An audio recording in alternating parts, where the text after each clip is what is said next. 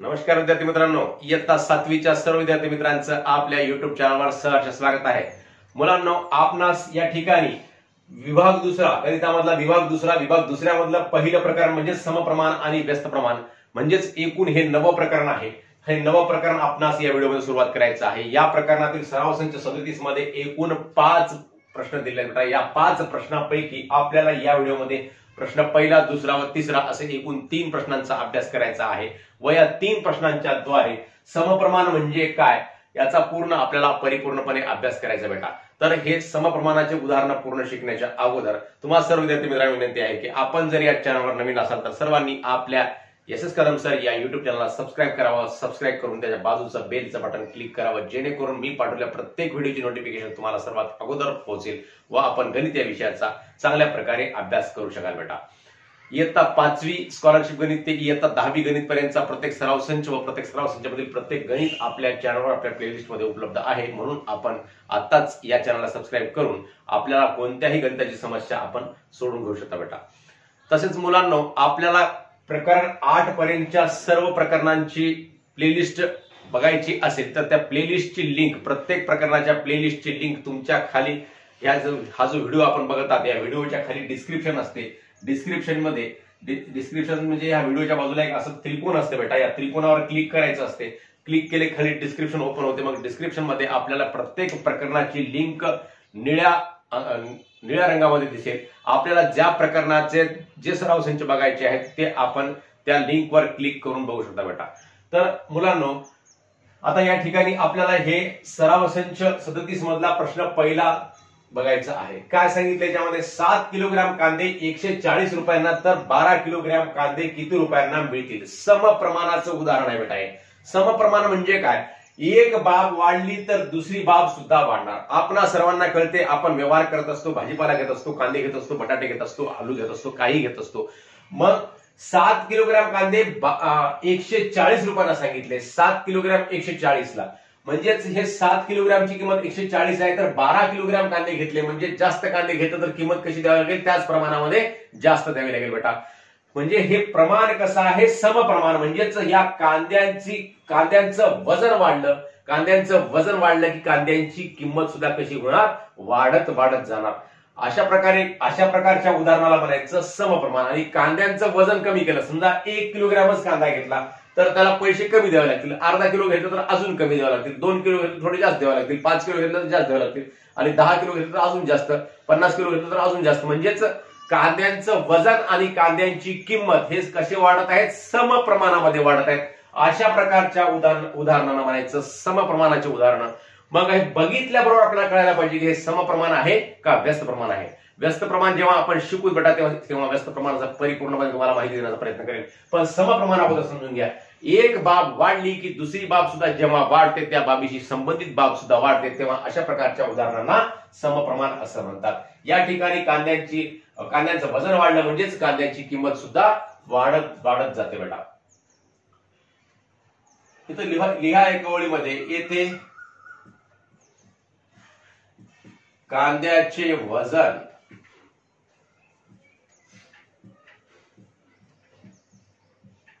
वाढले की त्याची किंमत, वजन वाढले की किंमत सुद्धा वाढते। म्हणजेच दोन्ही बाबी वाढल्या, एक बाब वाढली की दुसरी बाब वाढली आणि एक बाब कमी झाली दुसरी बाब सुद्धा कमी झाली, वाढले की त्याची किंमत सुद्धा वाढते। म्हणून हे समप्रमाणाचे उदाहरण आहे, समप्रमाणाचे उदाहरण आहे।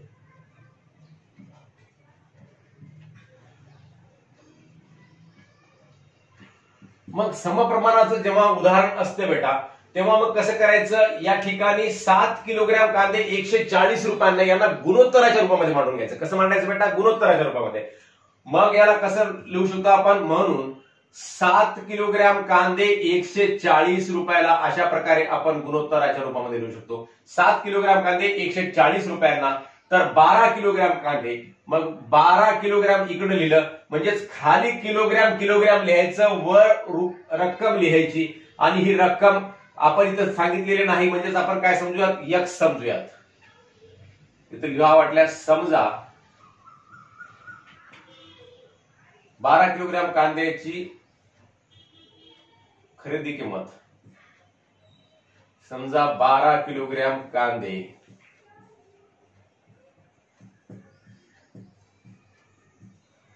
किती रुपयांना मिळतील, यक्स रुपयांना मिळतील असं लिहूयात.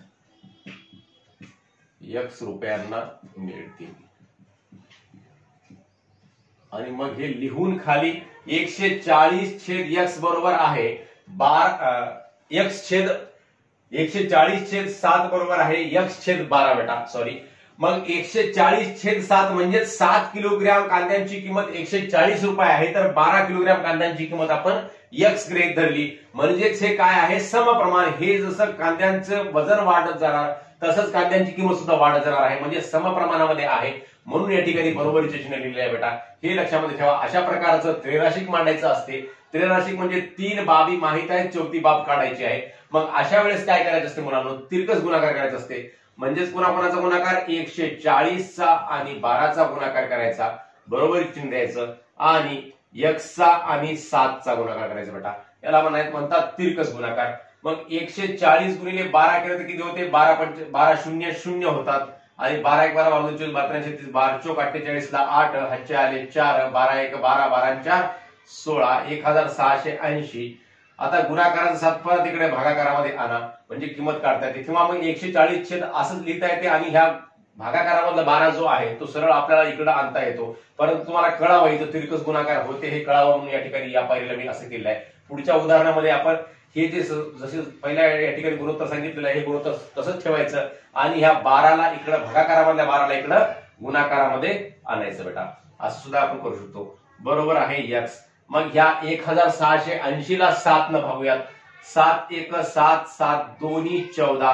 16 मधून 14 गेले किती उरले बेटा, 2 उरले, 28 झाले. 7 चौक 28 आणि हे 0 ला 0.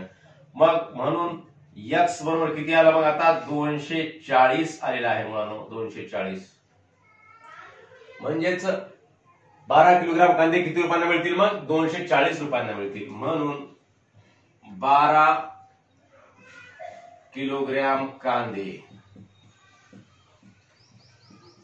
240 रुपयांना मिळतील. अशा प्रकारे हे पहिलं उदाहरण सोडवलंय बेटा. दुसरं उदाहरण बघा. 600 रुपयामध्ये 15 पेंड्या कडबा मिळतो, तर 1280 रुपयामध्ये किती पेंड्या कडबा मिळेल. हे सुद्धा उदाहरण कसं आहे बेटा, बघितल्याबरोबर कळते. जसं जसं कडब्याच्या पेंढ्यांची संख्या वाढेल तसं तसं त्या पेंढ्यासाठी द्यावी लागणारी रक्कम सुद्धा वाढेल, त्याची किंमत सुद्धा वाढेल बेटा. आणि जसं जसं आपण कमी पेंड्या कडबा घेऊ तसं तसं त्यांना द्यावी लागणारी रक्कम सुद्धा कशी करावी लागणार, कमी कमी द्यावी लागणार बेटा. म्हणजेच हे उदाहरण कोणतं आहे, समप्रमाणाचं उदाहरण आहे. मग इथं सुद्धा आपण तसंच लिहू. कडब्यांच्या पेंड्यांची संख्या वाढली की त्याची किंमत वाढते. कडब्याच्या पेंढ्यांची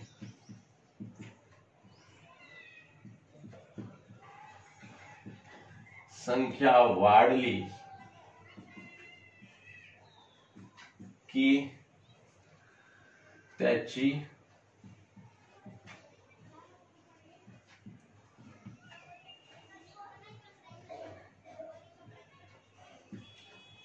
किंमत सुद्धा वाढते.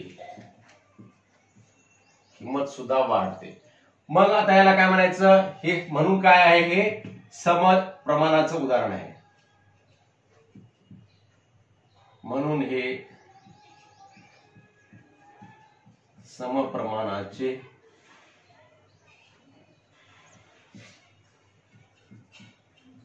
उदाहरण आहे.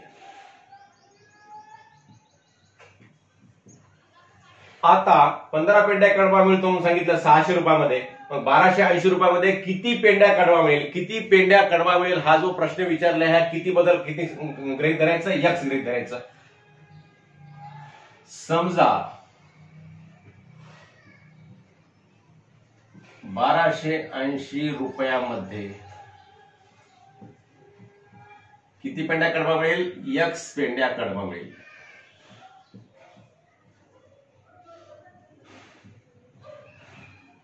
हे समजलेलं आहे बेटा, गृहीत धरलेलं आहे.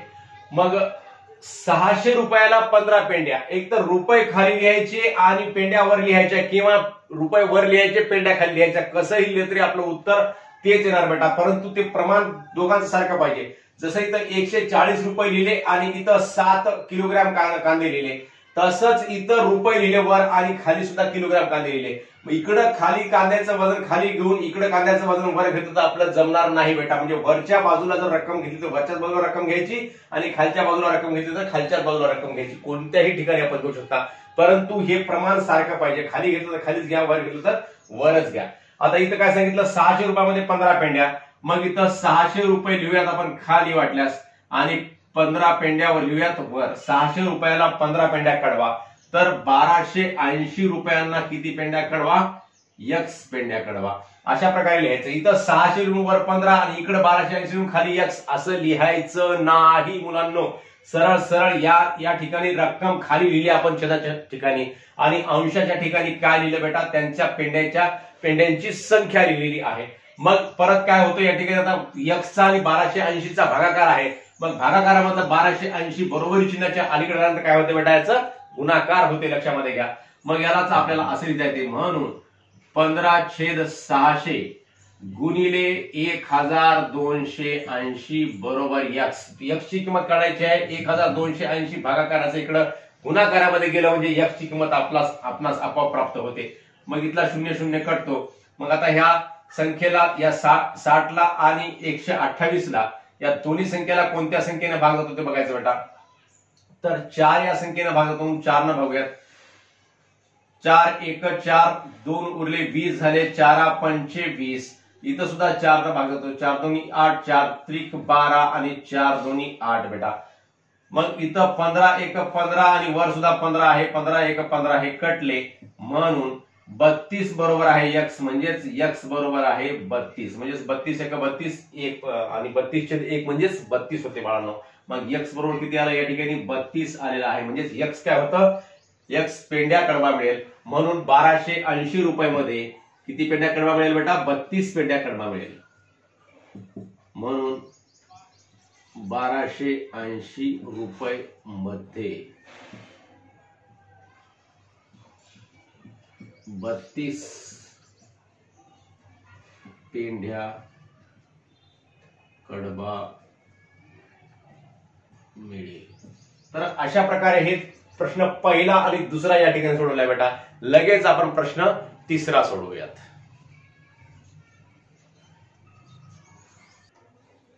तर मुलांनो, तिसरा प्रश्न आहे, रोज 13 किलोग्राम 500 ग्रॅम पूरक खुराक 9 गायींना पुरतो, त्याच प्रमाणात 12 गायींना किती खुराक लागेल, असा प्रश्न विचारलेला आहे. म्हणजेच 13 किलोग्राम 500 ग्रॅम पूरक खुराक 9 गायींना लागत असेल तर 12 गायींना याच प्रमाणामध्ये खुराक जो आहे तो काय करावा लागेल बेटा, वाढवावा लागेल. म्हणजेच खुराक आणि गायींची संख्या ह्या कशा वाढतील, परस्परांना समप्रमाणामध्ये वाढतील. गायींची संख्या वाढली की खुराक देणारा खुराक सुद्धा वाढवावा लागेल आणि गायींची संख्या कमी केली की खुराक सुद्धा कमी होतो बेटा. म्हणजेच हे कोणतं उदाहरण आहे, तर समप्रमाणाचं उदाहरण आहे. येथे गायींची संख्या वाढली,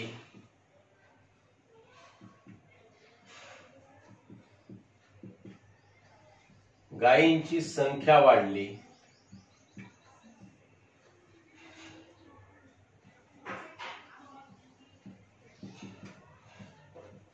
की लागणारा खुराकही वाढतो.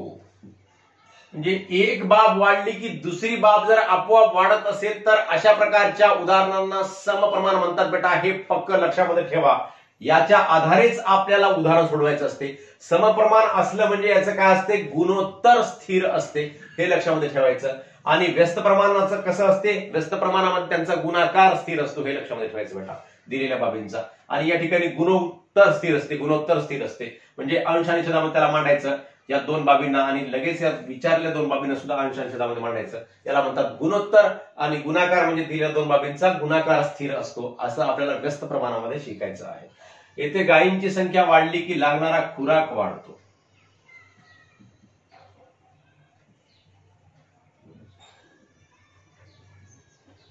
खुराक वाढतो. म्हणून हे कोणतं उदाहरण आहे बेटा? हे समप्रमाणाचं उदाहरण आहे. हे समप्रमाणाचे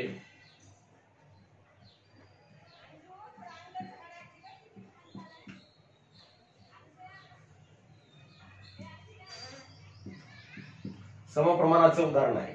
मग आता 12 गायींना किती खुराक लागेल? समजा 12 गायींना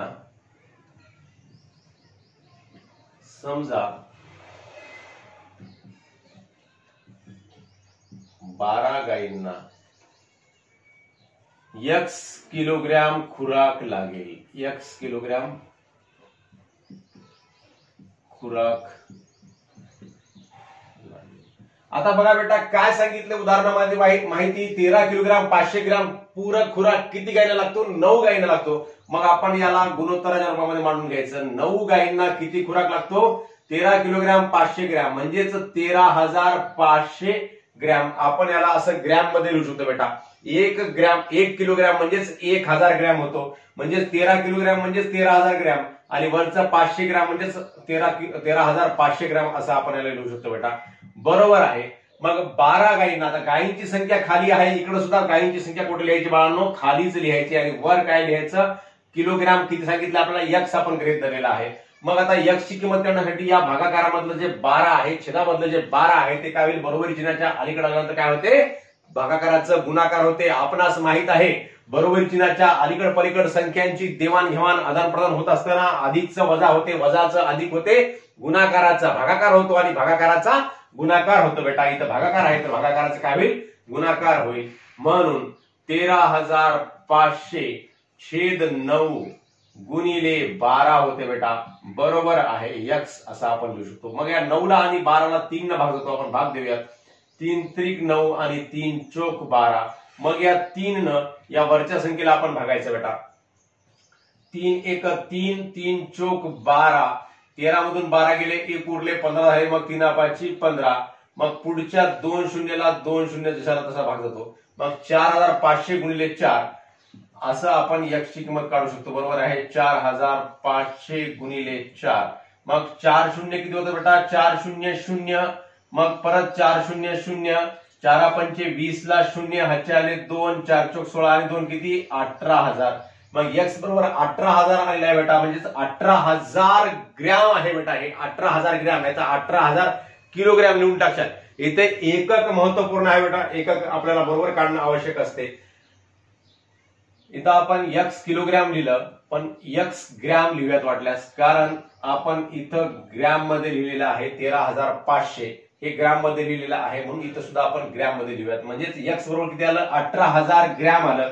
मग 18,000 ग्रॅम म्हणजेच आपल्याला 18,000 ग्रॅम म्हणजेच किती आलं? मग बरोबर आहे 18,000 भागिले 1000. या 1000 ने या 18,000 ला भागलं म्हणजे किलोग्रॅम मध्ये याचं रूपांतर करता येते बेटा. 3 शून्य गेले, 3 शून्य गेले म्हणजेच 18 किलोग्रॅम असं सुद्धा आपल्याला याला करता येते. म्हणून मग त्याच प्रमाणात 12 गायींना किती खुराक लागेल? मग म्हणून 12 गायींना 18 किलोग्रॅम खुराक लागेल.